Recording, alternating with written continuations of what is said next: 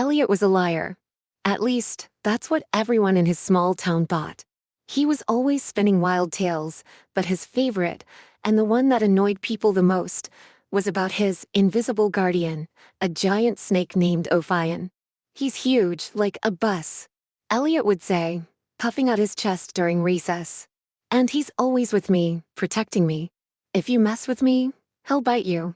The other kids would groan, and the adults would scold him. Elliot, stop telling stories, his teacher, Mrs. Harper, would say, her voice sharp. No one likes a liar. But Elliot didn't care. He liked the attention, even if it was negative.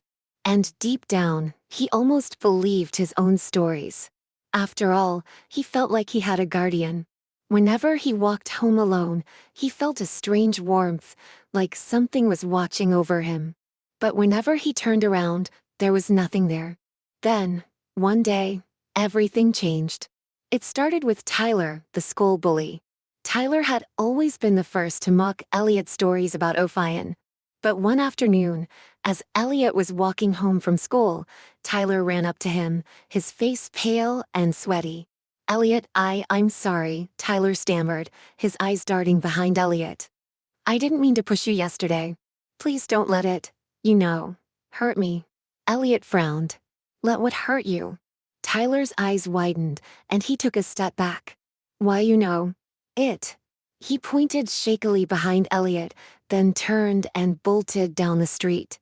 Elliot turned around, confused. There was nothing there, just the empty road and a few falling leaves. "Weirdo," he muttered, shrugging it off. But over the next few days, more strange things happened.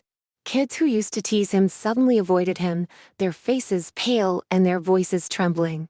Even Mrs. Harper stopped calling on him in class, her hands shaking as she marked his papers.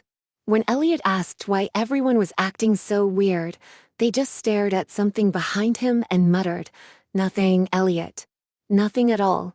At home, things were different too. His parents, who used to scold him for his tall tales, started treating him with an odd mix of fear and respect.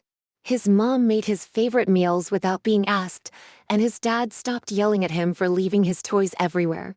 One night, Elliot overheard them whispering in the kitchen. "Did you see it today?" his mom asked, her voice trembling.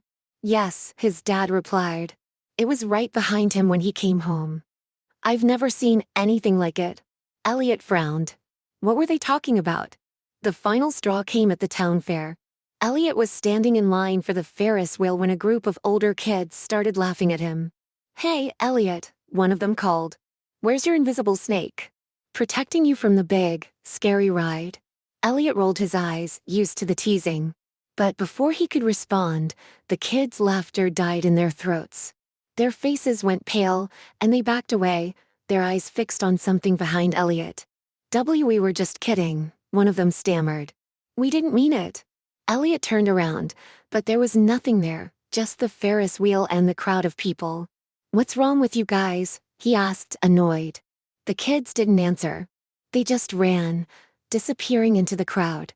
Elliot sighed and got on the Ferris wheel, but as the ride lifted him into the air, he noticed something strange.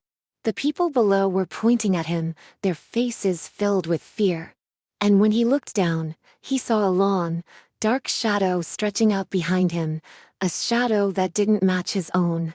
That night, Elliot lay in bed, staring at the ceiling. He couldn't shake the feeling that something was wrong.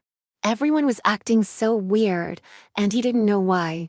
He thought about the shadow he'd seen at the fair and the way people kept looking behind him. Was it possible? "No," he muttered, shaking his head. "Ophion's not real. He's just a story." But as he drifted off to sleep, he felt that familiar warmth again, like something was watching over him. And in the darkness, a pair of glowing amber eyes blinked once, then disappeared. The next morning, Elliot woke up to find a single golden scale on his windowsill. He picked it up, his heart racing. It was warm to the touch, and it shimmered in the sunlight. "Ophion?" he whispered, looking around his room. But there was no answer. From that day on, Elliot stopped telling stories about Ophion. He didn't need to, because even if he couldn't see him, he knew something was there. And as he walked to school, he noticed the way people stepped aside, their eyes wide with fear. He noticed the way his shadow stretched longer than it should, and the way the air around him seemed to hum with an unseen presence. But Elliot never looked back.